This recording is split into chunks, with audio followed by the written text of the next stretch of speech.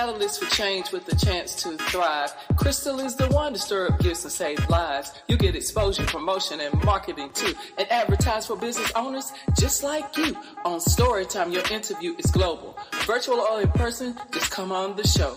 Yo, your story matters. Crystals will open the door. 40 years of experience, ready to give you more on Storytime. Get ready for Storytime. Hey, come on.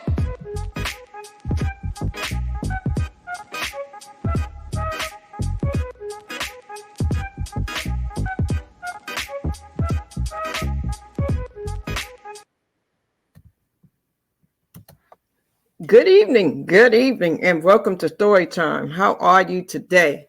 This is Crystal, and once again, we are back for another episode of Storytime.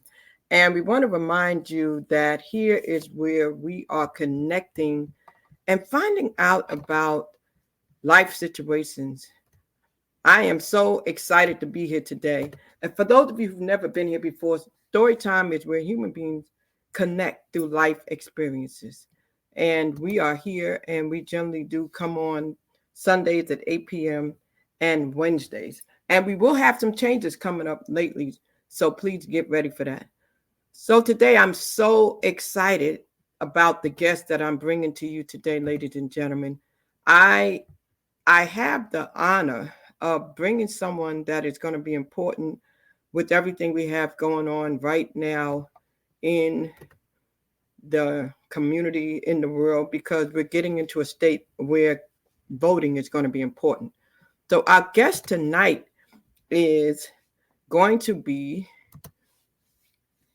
Representative James Robinson from North Carolina, House of District 39.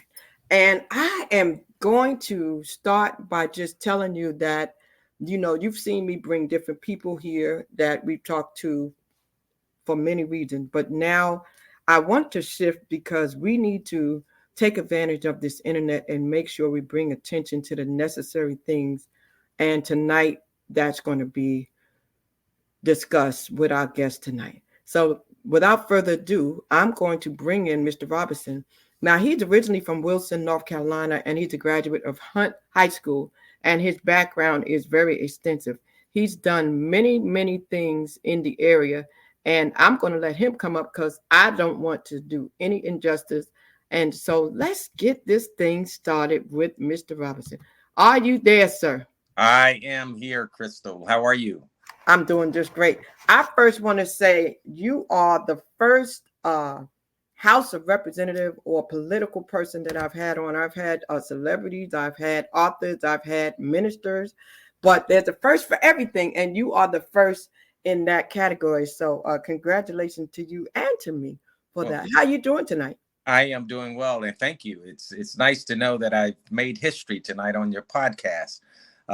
Thank you for allowing me to be a part of this wonderful conversation. And thank you so much for what you're doing for the community and getting information out and educating our community, because we have a lot of issues on the table that are very important, and we need to try to reach the masses by various means. And this is one of those opportunities through your podcast. So again, thank you so much for doing this. Yes, because what people don't realize is the internet has taken over. It is replacing the television. It's replacing cable. And people really have to understand their influence today with the internet. And so we do have to take advantage and make sure we speak to the things that can change the world, because people are listening and watching from everywhere. And here's the thing, they may not watch live, but sometimes there's a lot of replays and people come back. And when we have these things posted, like for me, I have multiple platforms on all kind of social media, from YouTube to LinkedIn to Facebook. Right now, they're watching on all of those. And then we have things like Spotify and Patreon and other places where they'll still hear it. So it is really, really, really the new wave. And a lot of business owners and entrepreneurs and political people really need to understand it is the way to go. So kudos to you. So, sir, before I get into your political background, I like people to get a feel for who the guest is, because a lot of times we we don't know who the individual is. And I did tell them that you went to high school, but I want to take it back to before that, if you don't mind. Yeah. When you were a little boy, tell us a little bit about your background, your upbringing, and whether or not you dreamed of being in office one day. Well, and thank you for that question. I often get that question, and it has truly been a blessing to be where I am today. But a great deal of credit goes to my mom, and she's one that just believed in being involved in the community. She believed in exercising your vote, your right to vote, and she instilled that. She instilled in us good, strong work ethics and good values. And so we were able to take those values and become, resourceful and to kind of carve out our way. I grew up with a single parent, but my mom was the mother of 5 kids, but she was passionate about education. She was a champion for education. She believed that education was the pathway to success. And so she's always taught us how to be resourceful and to create those pathways. And that's why I'm here today. But I remember as young as 5 years old, I used to get up with my mom and go out with her to get folks registered to vote. And on those cool September, October mornings. And then in November, we would sit and watch the returns of the elections. And at that time, there were only like 3 major channels. There was WRAL, well, not WRAL, CBS, I'm sorry, CBS, NBC, and ABC. And so my mom was a huge Walter Cronkite fan. And so we all would sit there and watch the returns of the elections as well as the return on the local level. And, she would have these discussions with why she voted for this person, why it was important to vote for this person, why it was important to find someone that cared about the community and made an impact in your community and was making an impact in your community. Those things are important. And so that stuck with me, never in my wildest dreams. Fast forward to today, I think I would be in the position that I'm in today. But when I get that question, I often reflect back and I just remember that experience of going with her, knocking on doors, getting folks registered to vote. Now, and then over the past 16 years, Representative Robertson, you've been a leader. You've been a leader in many areas. So we know that you definitely do understand what it takes to be a leader. So let me ask you something. Was this a dream as a child?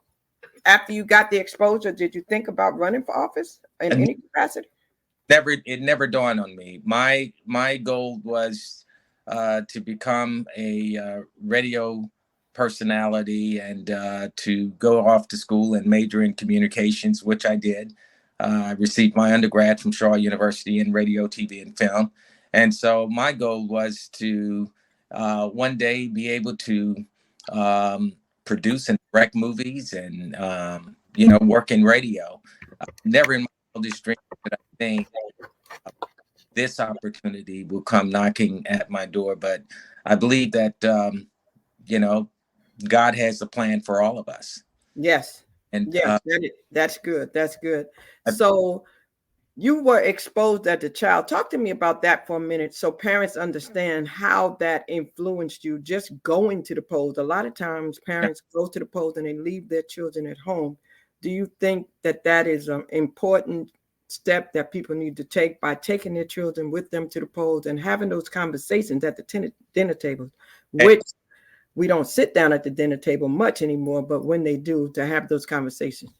Yes, I agree wholeheartedly. And that's what took place in our household.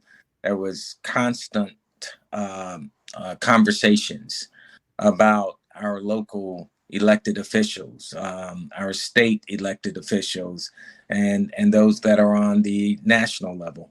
Those things were important. And so by being around my mom and having these conversations, whether it was with neighbors, going to the polls, knocking on doors,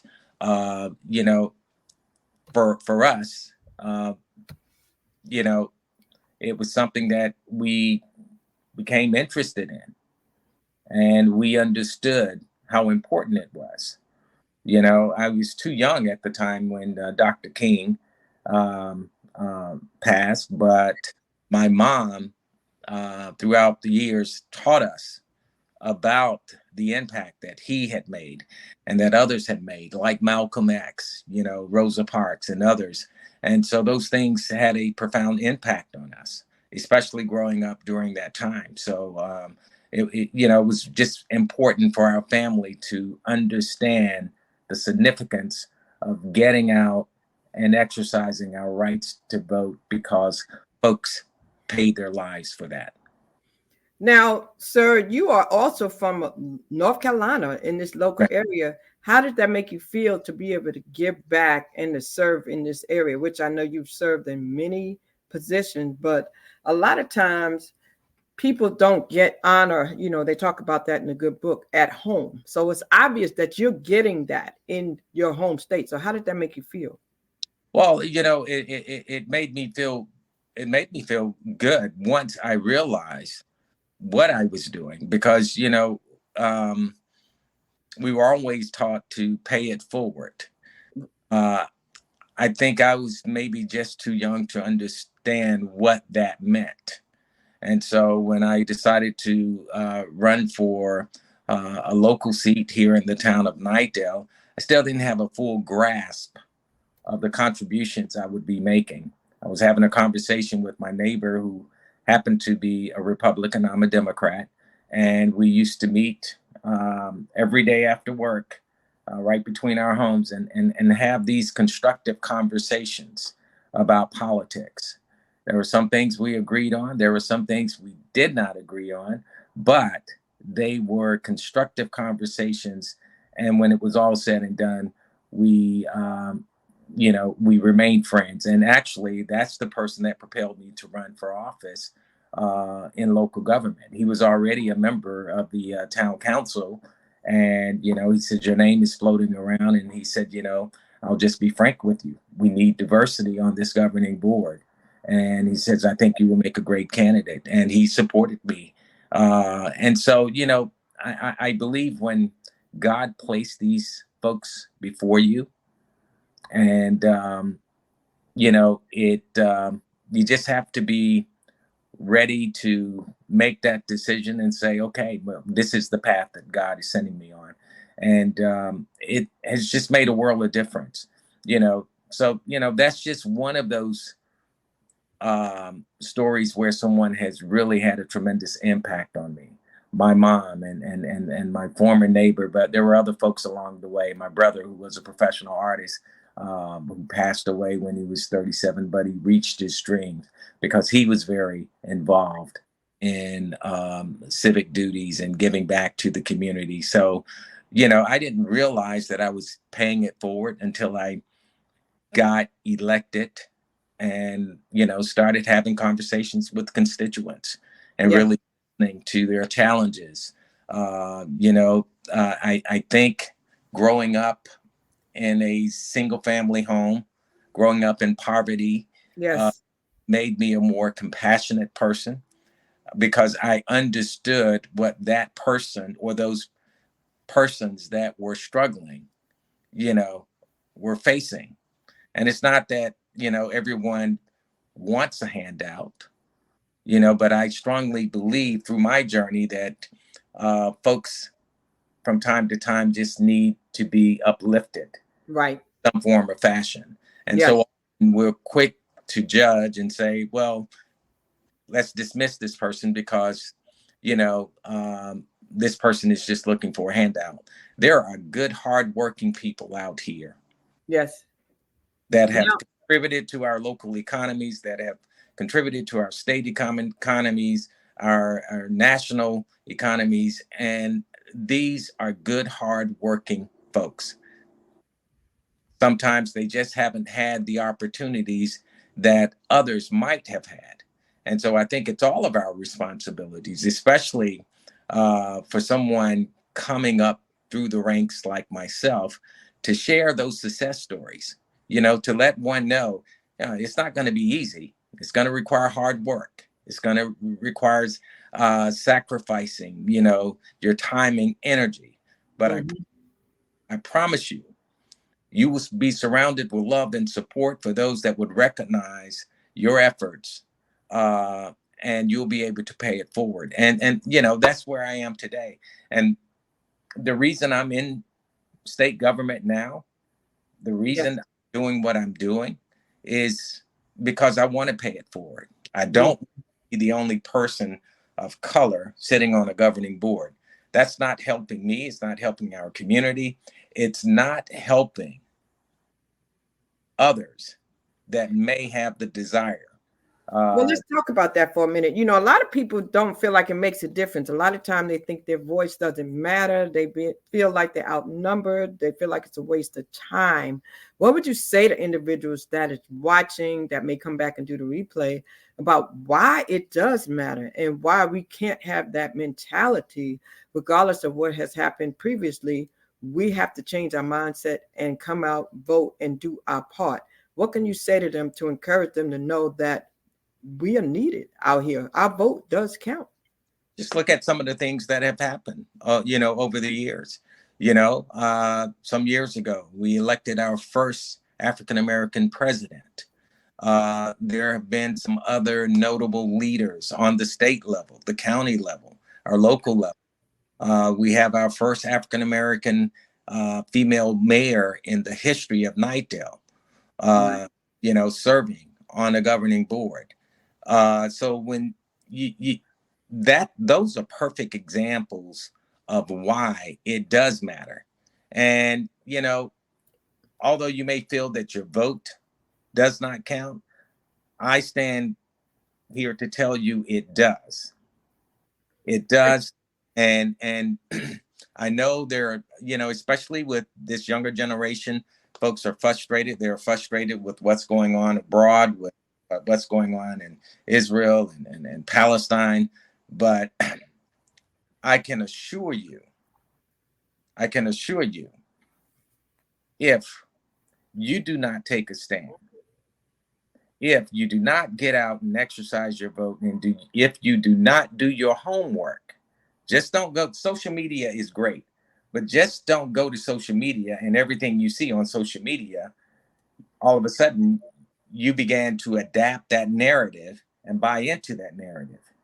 I received my master's in library and information science. So I know from those skill sets to go in, when I'm reading an article, I'll go down and look and find out who the source is. And when I find out who the source is, I look up their background information. So it takes work, but it's good hard work. It's rewarding work, so you can make a sound decision in terms of who's going to best represent you and your community. And so I would just tell folks, look at what has happened over the years. We have our first African-American vice president of the United States. It just didn't happen. This is because they got out and they exercised their vote.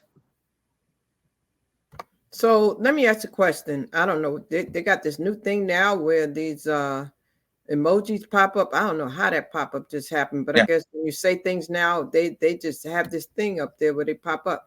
Yeah. So a lot of people don't understand the importance of voting on the local level. They think it's just about voting for president. Can you speak to that for a minute?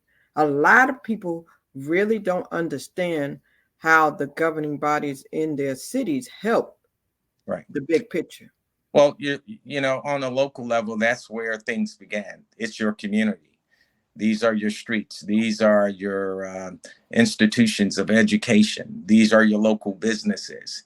So that's first and foremost. These are job opportunities that folks are able to realize with that growth from your local government.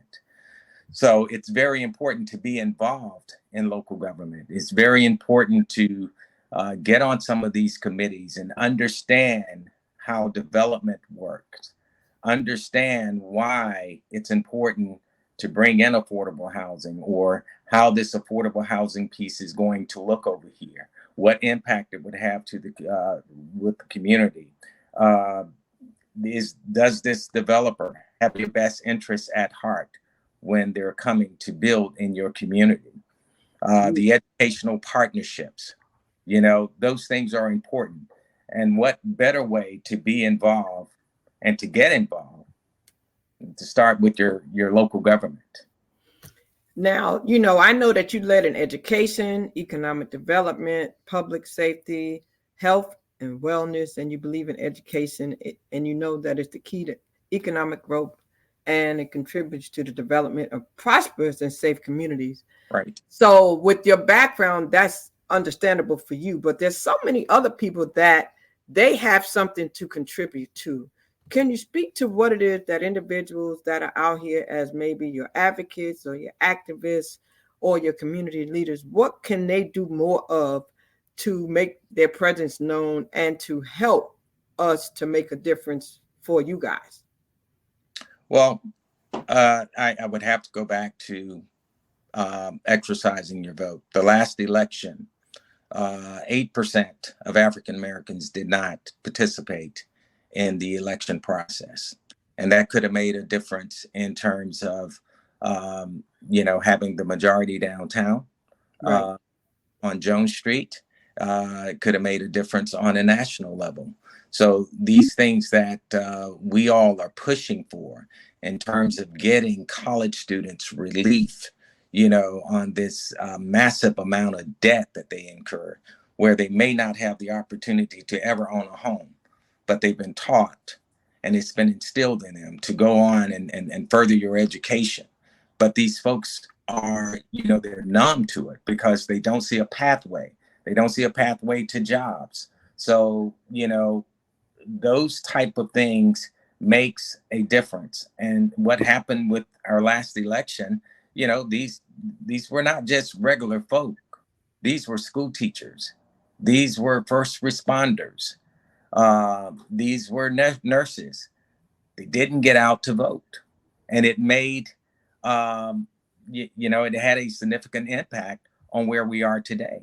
And now, we find ourselves behind the 8 ball fighting for our public school system, making sure that our history is retained in our public school system, making sure that teachers get substantial pay raises, not the 1 or 2 or 3% pay increase. We're ranked at the bottom nationally when it comes to education. This is North Carolina. We're surrounded by institutions of higher ed, HBCUs, other educational entities. And we should be a model for the rest of the United States. But unfortunately, we're not, because we're losing good quality teachers, good quality staff members, good state employees. And as a result, our economy will suffer. Yes, sir. Now, let me ask you this, because some people may not know. Once again, ladies and gentlemen, you are listening to James Robinson. You see it go across the screen. He is the representative for North Carolina House District 39. But those who really don't understand what your responsibility is in that position, can you share with them what it is that you do? Well, when you get to state government, you enact bills, laws. And so, there are pieces of legislation that we push for, like better pay for our teachers and state employees.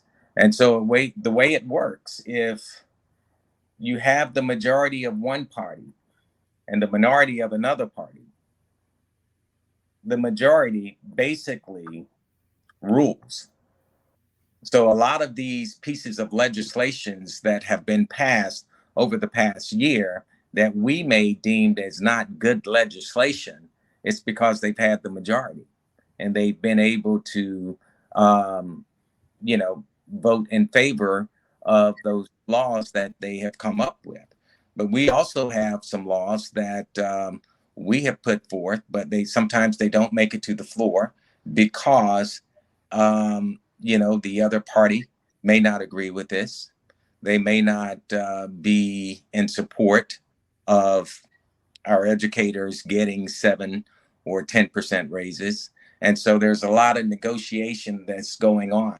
So, we're able to um, enact bills, come up with bills that we feel may better serve our community, and then we push for those bills to make it to the floor.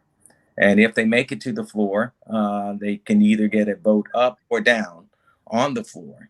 But it's a wonderful opportunity for me as a legislator to come up with some bills that I think are important for my district. One particular bill that we have that we're going to be putting back on the floor, or we're hoping that'll make it to the floor in this short session, which starts April 24th, is a 529 bill, and it is a local bill.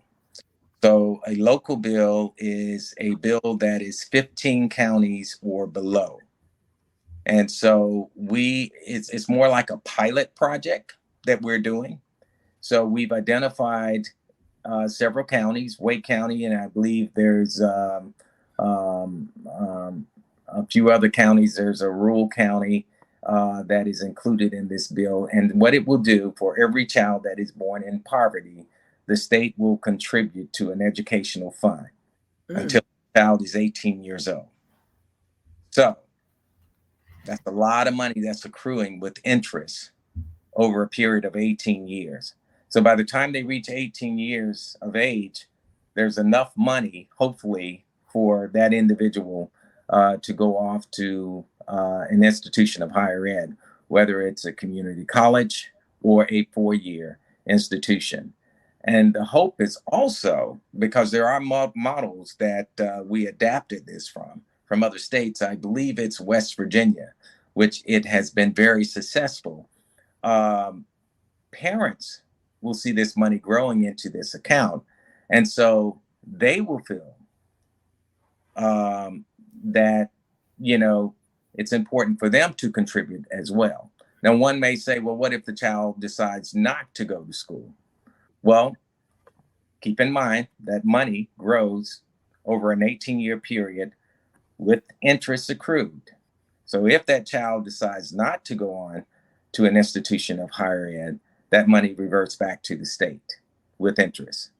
So it's a win-win situation, because I strongly believe if you create pathways and opportunities, especially through that educational pipeline, there's no way we can fail. Wow. On a local, county, or state level, because now you are giving folks an opportunity to get gainfully employed, and you're taking folks from $13 an hour to now maybe $25, $30, or $40 an hour, where they can pursue the American dream of owning a home, better providing for their families. So that's going to empower them, and it's going to spark our local economies, because now you got homeowners that are paying taxes. Some of these folks may go through the community college and start a small business. We've had some success stories right here in the Knightdale community where we've had folks that have started their business. And so that tax-based money goes to the local economies. And that's why when you go to these local municipalities and you see these things like your improvements on parks and recs and other services and amenities, that's because of the tax revenue that is coming from our businesses and that are coming from residential. Wow. Now, you know what? A lot of people don't know who their representative is. Like, you are the representative for District 39, and a lot of people don't know when they should contact the representative. Sometimes they may be in a situation, and writing a letter to your representative can help. Can you talk for a moment about what the importance is in knowing who your representative is and when they may be able to help a citizen? That's very important. My office receives tons of calls when it comes to a number of issues. There may be something regarding a leash law, or someone's dog may have been attacked. These are things that we as legislators also serve as a resource to try to identify what the problem is. When I was first appointed to this position, there was a elderly woman in Wendell that reached out to me and said their street had not been paved in like 10 years. So it had potholes, and folks were constantly having to take their cars in and get them repaired. And through my partnership as a local leader with members downtown, I was able to identify a member that now serves on the council who was working for DOT at the time. And I was sharing with him this concern. And so he said, say no more. We'll make sure that we get someone out there. That road was paved within 2 weeks. So those type of things. There may be an issue with someone not receiving their Social Security check.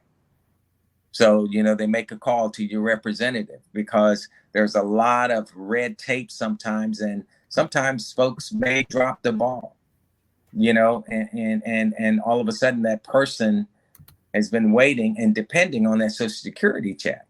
So my office were able to pick up the phone to that agency and say, hey, what's going on here? This person haven't received his or her Social Security check in the last 2 months. And by the end of the day, a lot of these things are solved or resolved. Wow. So, thanks. And so how would a person go about doing that? If they needed to reach out, what would be the proper way for them to do it? They just need to, I guess, call downtown and find out who the representative is, tell them their address, and then is that what they would do? Well, yeah, you can go online and find out who your representative is. And once you go online, you can put in your address and your representative, you have a representative, you have a senator, those names will come up, and your district will come up. So I'm in District 39. District 39 consists of parts of Northeast Raleigh, from the Hedingham subdivision back towards Knightdale, Wendell, Zebulon, and parts of Roseville. Okay. So that's my district. Now, I think going past that, it becomes District 38 when you go further down Southeast Raleigh. And I used to have that district, that is part of my district. But again, when you have the majority in office, they get to control everything. And so they redrew the lines. And so my district extended further down New Bern Avenue. But of course, through a series of redrawing the maps, there were some adjustments made. So I do see that Minister Brenda Jackson did put a post up. And if you're out there, let us know you're out there. You can put it in the comments. You can ask a question, and I'll certainly make sure that I post it so he can see it. We have to get more active. We have to engage more. Don't just watch. Sit back, speak up, and let us know what you're thinking. So Minister Brenda Jackson said, we are voting. I don't see anything changing for us. We are being erased out of our community with all of our votes. We don't have a voice speaking up for us. We need it now. Well, what do you say to Minister Jackson? Well, Minister Jackson, thank you for being a part of this program. I would say, you are a leader. And I get frustrated just like the next person. As I mentioned on the front end of this conversation, that 8% of African Americans did not vote the last general election, which could have made a difference. But I also recognize as a leader, it is my job to work even harder and try to identify ways of educating folks on the importance of voting. So I've been speaking to small groups. I've been, there's been opportunities whereas I've befriended folks and they were not registered to vote. We packaged up things and we mailed things off for them. We got them to sign up and got them registered to vote. And then we took them down to the polls to vote. Now, that may be one or two persons every now and then, but that's better than no one at all or not doing anything. So I think as leaders, we have a responsibility and we can't give up. You know, there are other notable leaders that are still working extremely hard to make sure that we understand and get folks to understand the importance of voting. And so I would just say, as a leader, if you have any ideas, you can get my information. I would love to partner with you if it's just speaking to a few groups. If you identify some folks, I don't care if it's 2, 3, or 4 or 5 people. Those are the most impactful meetings in terms of being able to answer questions and persuading folks and get folks to understand the importance. I get frustrated just like the next person, but I sign up for this. And, as leaders, this is what we have to keep in mind. You, Crystal, with your podcast, you signed up for this. You are a leader. So you've created an avenue to get information out as to why it is important for folks to get out to vote. Definitely. And I'm saying to everybody that's watching, please don't sit back. If you have a question, you have an individual here who can perhaps guide you in the right direction. Ask your questions. This is what we have to do. A lot of times we sit back, we complain, and we're not proactive, we're reactive. So we have to be more proactive. And my mission as a catalyst for hope and a change agent and a voice for change is to bring people who can help us. So if you have something that you're dealing with, speak up, speak up. Now, I heard you say something about the HBCUs, and right now with all the gentrification and all the building, oh my goodness, Raleigh is building so much. From what you can see, should we be concerned about our HBCUs? Because right now it's a lot going on in this area, and I'm a graduate of St. Augustine's and you went to Shore. So should we be concerned, and what can we do as citizens to help? We should always be concerned regarding our HBCUs. A lot of us are in the positions that we're in because of our HBCUs.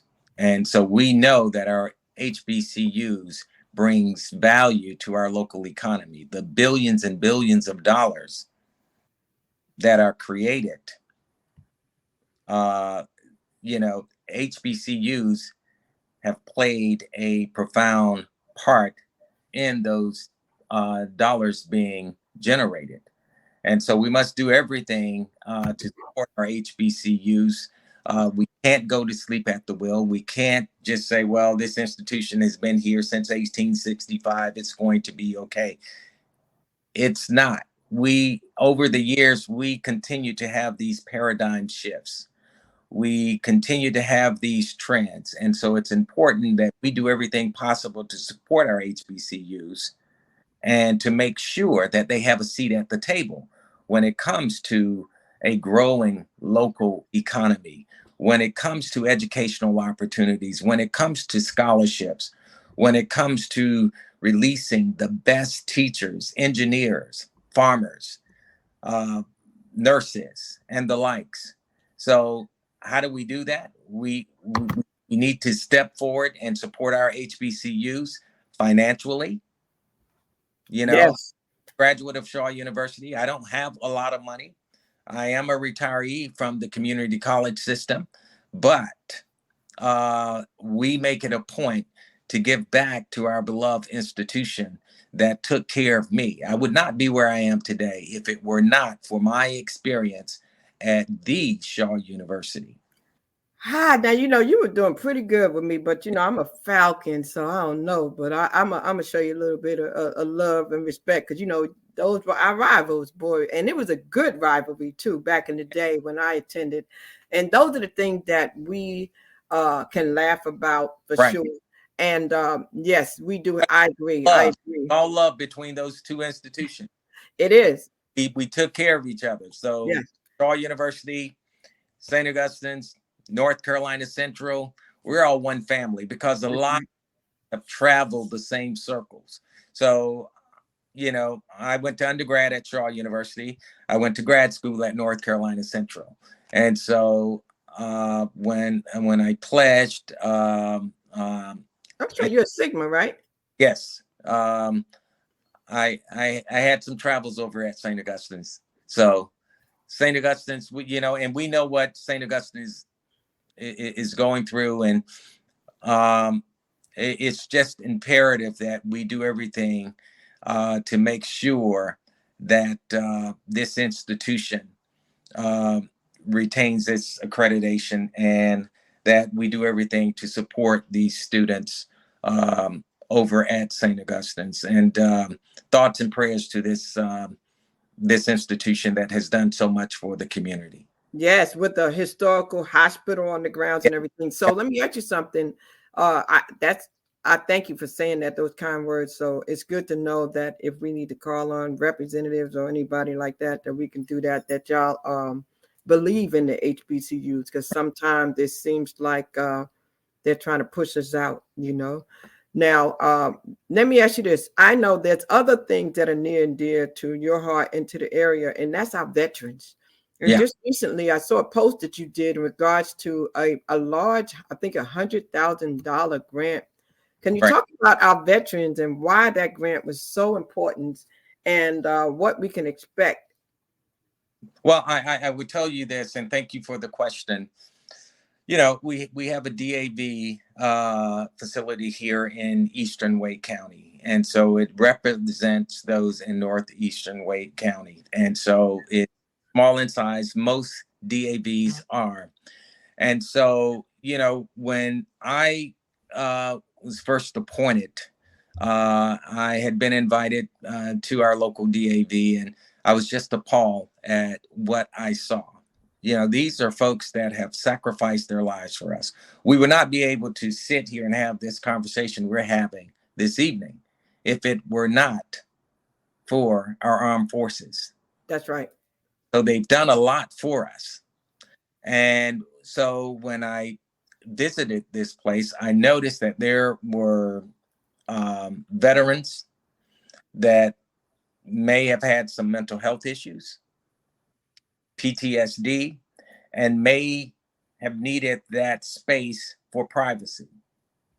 And it's almost impossible for one to have a private conversation in a room that may be 1,300 to 1,400 square feet of space.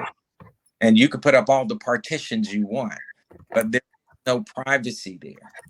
But we do it for our other institutions, but we're talking about our disabled veterans.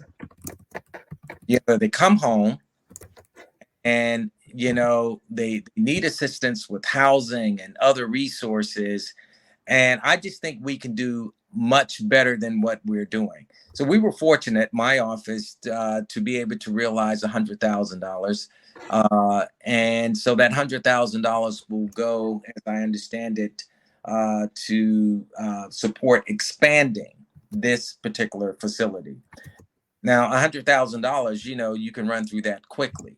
Mm-hmm. So we still out working and trying to find if there are folks that are in the line of contracting and building, and you want to volunteer your time and resources, this will be a good way of giving back to our disabled veterans, because these folks have sacrificed so much for us, and they continue to do so. And so I'm going to make it my passion, to pay it forward. And this is just a small token of our appreciation for what these folks have done and what they continue to do. But it is my hope through, additional partnerships and additional conversations, we'll be able to realize some more resources to help these folks. And it's not just this DAV. There are other DAVs, and you've seen most DAVs. They're smaller in size, and it made no sense to me. It makes no sense to me when a person goes and spends 30 or 40 years in the military. Yes, sir. And they come home to get resources that are much needed. And this is how we say thank you. Yeah, you're right. You're right. And they fought for Right, us. And so many of them are homeless. right, So many of them are hungry. So many right. of them are jobless. And it's sad to see. My dad was a veteran. He's actually in the they have a park out in Garner, a veterans memorial, and he's in there as the first African American band leader for the Navy ever. Wow. And I didn't even realize that. I was so grateful to my Yeah, uncle for sharing that with me. That's history. I was like, yes, that's it. And again, that's an important reason why we need to vote, because when you're beginning to take this type of history out of our public schools because you feel that you may be threatened by this is history repeating itself all over again. All over again. You take the history from one's background. Now you have the ability to indoctrinate these folks into believing and following your rules and your faith. And that's not the American I know. That's not the America I know. That's not democracy. And that's not helping our young folks. Our history is very important to us for a number of reasons. And now, so, I got to ask you this. I didn't mean to cut you off. So you're a proud member of Phi Beta Sigma fraternity, the Eta Sigma chapter, and honorary Rotary member. And other memberships include the NAACP, Wake County Wendell chapter, the Legislative Black Caucus, the Order of the Long Leaf Pine, and Wake County Democratic Women. So why is it important for individuals to really get involved? I never pledged anything, but I try to do these things like this. This is how I do what I do. I've never really gotten to a lot of organizations, but there is a significance of being a member of a lot of these organizations that I just read off. Can you speak to why individuals that have gifts and talents need to really come out and get involved in some of these great organizations? Well, I'll first say, for me, for instance, there's nothing like a fraternity or a sorority. And as a former student of Shaw University and North Carolina Central grad HBCU, that's a part of who we are. And that connection, it's unique within itself because when I was speaking earlier about paying it forward, this is what members of the Divine Nine do. They pay it forward. And if you look at some of the things that these fraternities and sororities are doing, adopting a highway, collecting money for fan drives and stuff. So, we're not just sitting there meeting. They're doing meaningful things, creating scholarship opportunities, creating leadership, and those things are very important. And paying it forward in providing other resources to our community. So I think it's important to get involved and to be involved with these organizations. It affords you the opportunity to be able to network. It affords you the opportunity to be able to create opportunities and access to an education, but also to strengthen partnerships and be resourceful. So as a legislator, when it comes to trying to identify resources, if I have a constituent that may call me and say, well, I can't pay my heating bill, or I can't do this. There may be a fraternity or sorority that have raised money to provide fans or what have you. Those are resources we have available at our fingertips. So Wow. I would say this is why it's important. Things like the NAACP, it's a part of our history. It's been a part. Yes. We all should be engaged and involved with our NAACP because, things didn't just stop with Dr. King and Malcolm X and other leaders. These resources were put in place to help us to push forward, to get out folks, to educate folks to get out and vote and understand the importance of voting. And the NAACP plays a critical role in that. And so I think it's involved. It's important to get involved in a lot of these organizations and committees because they are connected to the community. And if you want to pay it forward, you know, Get you involved, right? Somewhere. yeah, Do something. Get out the house. I can see why you've gotten a lot of these awards. I see where it said you received many accolades for your leadership and commitment to the community. The Gus Witherspoon Award in politics. Oh my goodness. And the Order of the Longleaf Pine Award for 31 years of service to Wake Technical Community College at the highest civilian award for the service through the state granted by the office of the governor. Talk to me about that right there. Wake Technical. I remember I did a few of those classes over through the program they had in the evenings. But talk to me about how that part of your life was inspirational to you and important to you over well, what you did at Wake Tech. yeah. Well, thank you for that question. I would tell you, I started out at Wake Tech. I think it was the late '80s, and I had decided to leave television and radio. I decided to go back to school to get my master's degree in library and information science. And I remember taking a $5,000 cut in pay from WRAL, where I was working, to go over to Wake Tech. And when I got over to Wake Tech, things just started happening. I just started working hard, and I kept saying, well, you'll make that money back. You just work hard and be committed to what you're doing. Never in my wildest dreams did I think I would fall in love with serving at this institution, because I saw a lot of folks from stressed communities coming through those doors, and they were not turned away. They were given an opportunity, and affordable opportunities. And so I just made it one of my lifelong missions to support education and to realize there were things that could be created to get folks in the door of the community college. You don't always have to receive a 4-year degree. Right. You know, I know neighbors that are successful plumbers that are doing extremely well, that have gone through the doors of Wake Tech in the culinary arts program.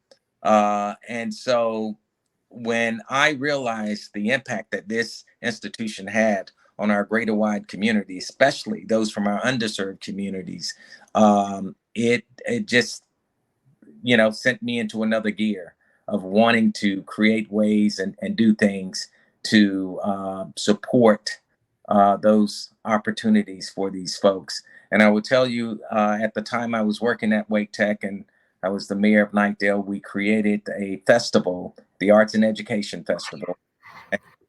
We were able to create scholarship opportunities through local business partnerships, nonprofit partnerships, where we were able to realize $500 here, $1,000 here, to send someone off to school that would not otherwise had the opportunity to go.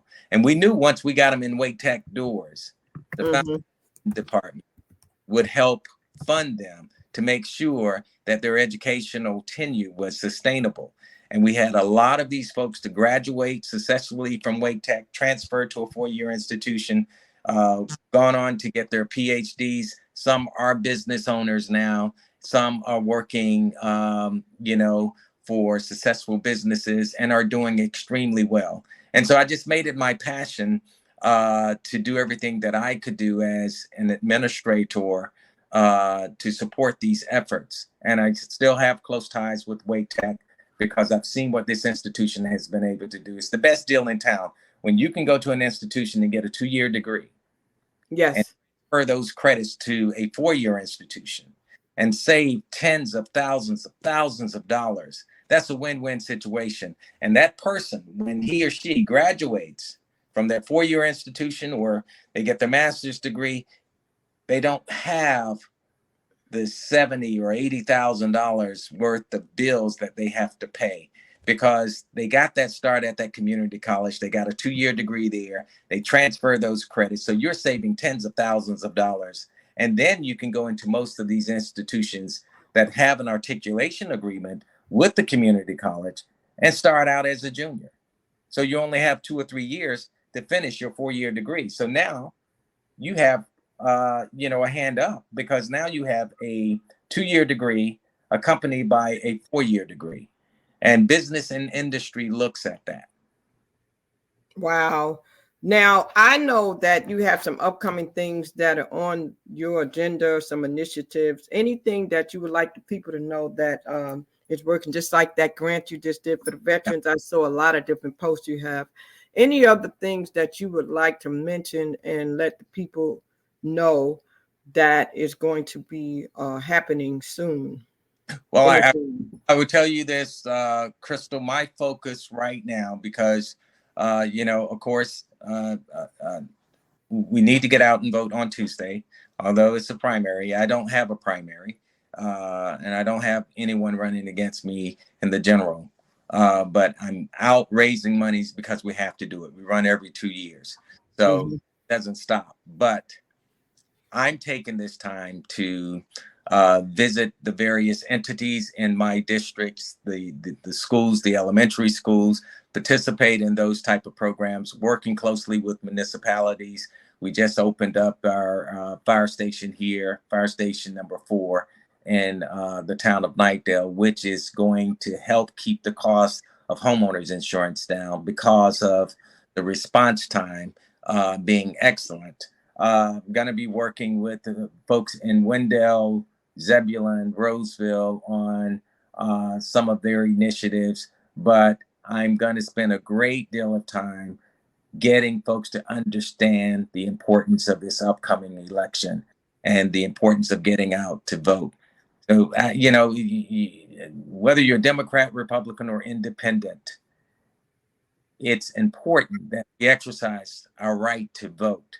It is my hope that if you care about your public school system, that you would do everything possible to get out, to let us know on Jones Street, hey, you're not in control of this. We are. And if you're not aligning your values with us, we're going to vote you out.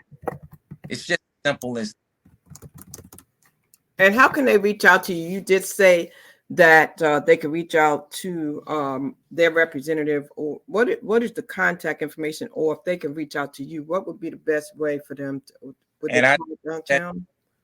At hand, I'm not good at keeping that information, but anyway, we'll put it back. We'll post it. If you send it to me, I can add it to the live. Now, I tell you what, you also got to tell me, I know you went to school for film and stuff, but you got fireworks popping up behind you and all kind of stuff. I said, wait, you got to tell me about how you did all them tricks. I'm like, wait a minute, I got thumbs up and fireworks. I said, okay, he got some stuff going on over there. He's going to have to tell me about that. I didn't realize you had that background. I said, okay, I'll be calling you back and your assistant back for that one. Well, I appreciate you. I really do. And I thank you for taking time out to come and allow me to have this conversation with you and to let the people meet you, and for just trusting me with this interview. You know what I'm saying? And I thank you, because we met on social media. I just happened to see you, and I just happened to see that post, and I said, you know what, I'm going to reach out. So I thank you so much. Any closing comments that you would like to let the people know that I didn't ask you about? Well, no, but I will say this, Crystal, continue to do what you're doing, because I think it has a significant impact on the community. And I think this is just awesome in terms of you doing what you need to do in order to educate the community and make the community aware of what's going on. So I would just ask the community to continue to support your efforts, because this gives us an opportunity to get on and hopefully reach folks and change some of the thinking for those that may not otherwise have made the decision to, or said they were not going to get out to vote. And so hopefully we have changed a few minds. And I'd just like for folks to feel free to reach out to me. I'm accessible. That's important to me. And one last thing, I know you have to go. Regarding the DAV, we're going to continue to push forward to support their efforts. And if there's anybody that would like to volunteer time, their service, please, let's support this wonderful entity that has done wonderful things for our communities. And we have Memorial Day coming up. So if you see a veteran, so often when I see a veteran, I don't have to wait until a certain holiday. I take the time out to thank them for their service or buy them a cup of coffee. Now, how can we, if someone is watching this and they want to go and assist, whether it's that location or any location, how would you recommend that we reach out? And should we tell them that Representative Robertson told us to call? Yeah. Or what should we say? What do you think the appropriate way to do that is? They can reach out to my office, or you can look it up on the website, which is the Wake County DAV Chapter 1, and it's off of Hodge Road. That's right up the street, too, from me, because I'm in Nightdale. And what do they need? What do they need volunteers for? I think I can't speak for them, but, on the outside looking in, they need more dollars to realize this expansion.